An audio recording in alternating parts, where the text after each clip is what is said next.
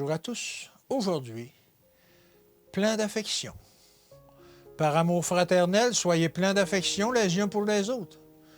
Par honneur, usez de persévérance réciproque. Romains 12, verset 10. Une nature affectueuse, des impulsions généreuses, une vive intelligence des choses d'en haut sont de précieux talents qui engagent la responsabilité de celui qui en est doué. Chacun doit être consacré à l'œuvre de Dieu, mais c'est là que beaucoup font erreur. Satisfaits de ces dons, ils ne les emploient pas au service de la collectivité. Ceux qui ont une nature aimante et généreuse doivent en faire bénéficier non seulement leurs amis, mais aussi les personnes qui pourraient avoir besoin de leurs aides. Les avantages d'ordre social sont aussi des talents qui doivent servir au bien des âmes et à la gloire de Dieu. Les talents dont on se sert sont des talents qui se multiplient et le succès n'est pas le résultat de la chance ou de la destinée, il est l'œuvre de la divine providence, la récompense de la foi et de la discrétion, de la vertu et de l'effort persévérant. Le Seigneur désire que nous fassions usage de tous les dons que nous possédons.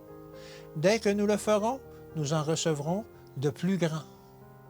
Il ne fera pas d'un miracle pour nous accorder des talents qui nous font défaut, mais si nous faisons usage de ceux que nous possédons, il collaborera avec nous pour augmenter et fortifier chacune de nos facultés.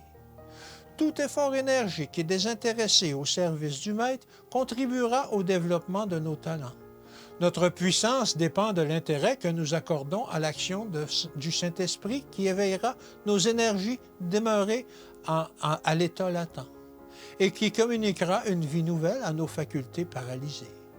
Nous serons vivifiés par la grâce de Dieu dans la mesure où nous travaillerons à gagner des âmes au Sauveur et les présenterons devant son trône par la prière. Nos affections acquerront une vivacité plus grande et notre vie chrétienne, devenue plus fervente, plus réelle, sera de plus en plus animée par l'esprit de prière. Que Dieu vous bénisse et qu'il vous garde, et à demain.